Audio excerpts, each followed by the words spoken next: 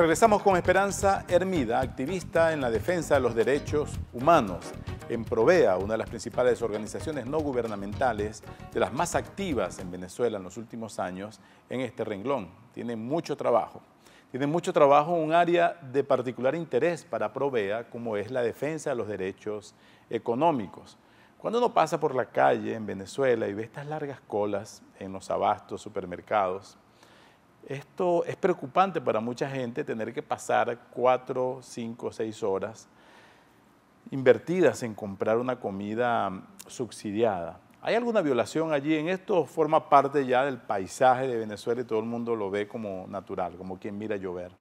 Fíjate que interesante la pregunta, toda vez que en materia de alimentación, por ejemplo, el Estado venezolano no solamente tiene que garantizar el suministro, la distribución, el acceso, sino que además el proceso de adquisición de esos alimentos debe representar o contener condiciones de dignidad.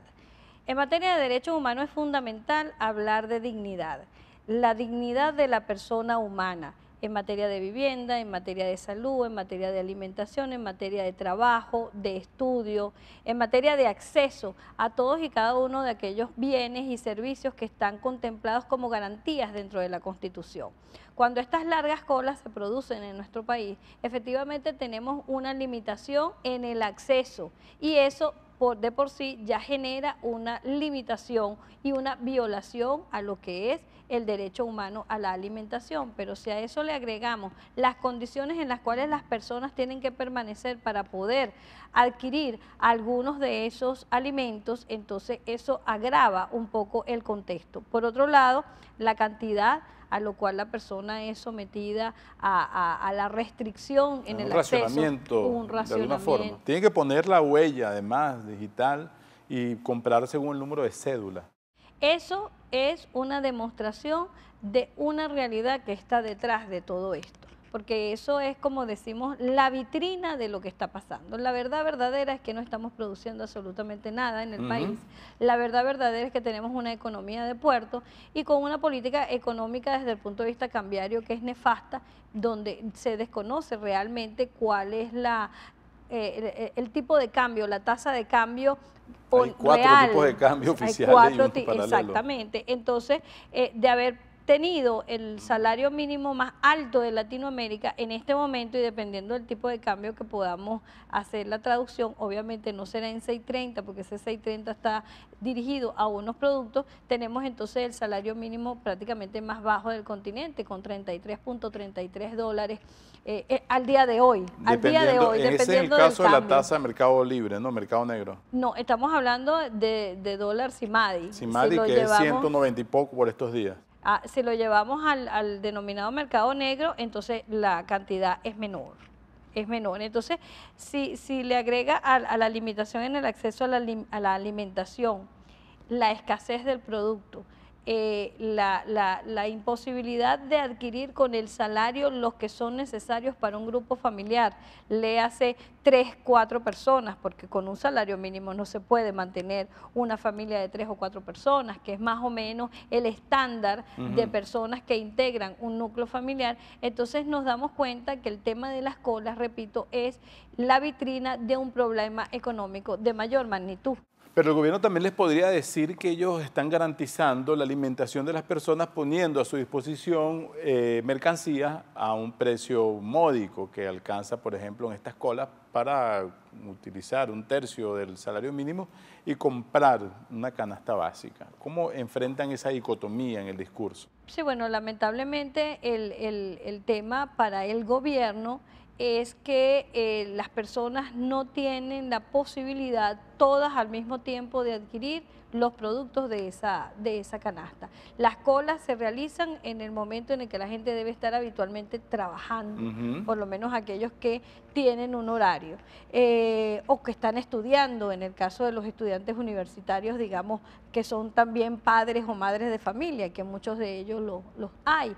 Entonces, la limitación es bastante importante. Si hubiese una cadena de distribución lo suficientemente capaz de llevar el producto a toda la geografía nacional, esas colas no existieran. De manera tal que ya allí hay una restricción y el discurso gubernamental lamentablemente pues se cae, porque no hay la posibilidad de que usted, yo en este momento, si deseamos comprar un litro de leche, vayamos a la panadería de la esquina o al abasto que está a 2 cuadras más acá o más abajo o más arriba a adquirir ese litro de leche, porque no lo vamos a encontrar. Vamos a tener que ir a 5 o 6 establecimientos, vamos a tener que invertir en eso unas 4 o 5 horas de este día, del día de mañana y de otros días de la semana, y en definitiva no vamos a conseguir no solamente la leche, sino que entonces va a faltar la mantequilla, la harina de maíz, va a faltar la mayonesa, etcétera, etcétera. No hay efectivamente todavía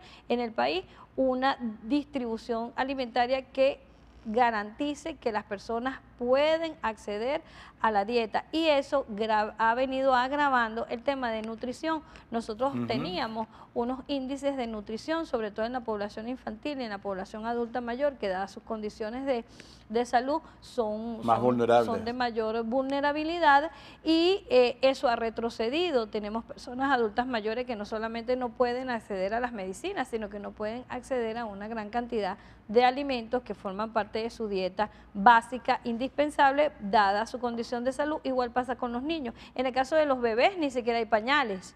Y algunas fórmulas también de alimentos, pero el gobierno insiste en que Venezuela ha logrado avance en el índice de Gini, que es una de las grandes mediciones de bienestar utilizadas por organismos internacionales, y también habla del índice de desarrollo humano como uno de los grandes méritos. Todos esos indicadores, ¿será que se han ido Fíjate, Omar, en el año 2000, perdiendo? En el año 2000, los indicadores de pobreza en Venezuela bordeaban el 46.7%, lo que significa que en aquella época estaban en esa línea de pobreza alrededor de 10 millones de personas.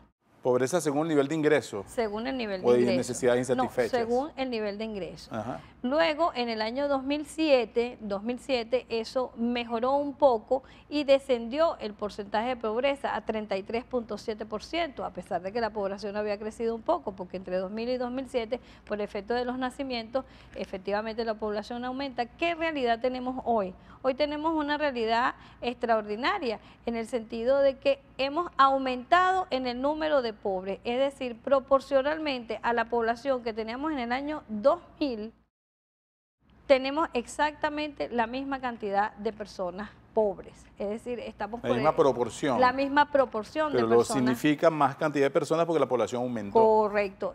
En unas digamos, análisis que hicimos a través de Provea, veíamos que la pobreza había venido decreciendo de una manera bastante importante en los primeros años del fallecido presidente Chávez, en los años de gobierno, pero de 2007 en adelante la lucha contra la pobreza retrocedió, y retrocedió al punto de que decrecía el 0.05%, hasta que prácticamente ahora nos encontramos con una realidad similar a la del año 2000. Y entonces, ahora que tú hablas del índice Gini, no hablemos solamente del ingreso, hablemos de la posibilidad de las personas de acceder a la salud, hablemos de la posibilidad de las personas de acceder a una vivienda digna, o hablemos de la posibilidad de las personas de acceder a lo que es la pensión de vejez. O una educación de calidad. O una educación de calidad. Por ejemplo, fíjate tú, en el año 2012, cuando se lanza la gran misión Vivienda Venezuela, que tiene la meta de construir 7 millones de viviendas en el país. En ese año se construyeron, según las cifras oficiales, alrededor de 500.000 soluciones habitacionales. Según las cifras de Provea, en realidad se avanzó más o menos en 300.000, digamos un número importante dentro de lo que... A pesar de todo. Claro, porque al fin y al cabo resolvía el problema de 300.000 personas. En el año 2013 se retrocede, y ahora en el año 2014 nos hemos dado cuenta que el retroceso es del 350%, es decir, prácticamente no se construyeron viviendas en el año 2014. Se aniquiló el avance de años previos. Correcto. En materia de pensiones, el retroceso del año 2014, después que logramos en el año 2012 incorporar a 1 millón de personas adultas mayores al beneficio de la pensión de vejez, en el año 2014 no incorporamos a más de 30.000 personas. Vamos a volver sobre estos derechos, porque el escenario tiende a complicarse para los próximos meses. Van a tener más trabajo ustedes también. Estamos conversando con Esperanza Hermida. Ella es activista en la defensa de los derechos humanos, pertenece a Provea, una de las principales organizaciones de esta área en Venezuela. Esto es Análisis Venezolano, regresaremos en breve con ustedes.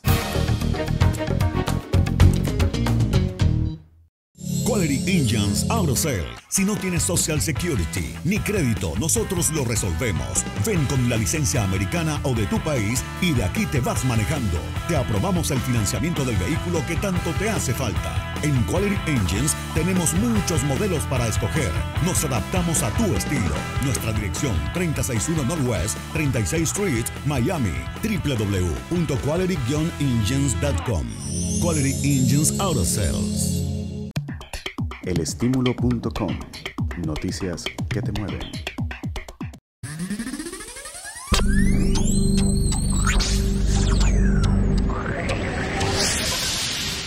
Muy pronto, Tronic Solutions, vanguardia tecnológica al mayor y al detal. Baracars Rental Car. Alquila fácil, alquila seguro en el sur de Florida. Algunos solo te dan ofertas. Nosotros las mejoramos y te ofrecemos la mejor experiencia. Te incluimos seguro, GPS y la silla para tu bebé. Te buscamos y te dejamos personalmente en el aeropuerto. Ubícanos www.baracars.com, @Baracars en Twitter, Baracars Rental Car.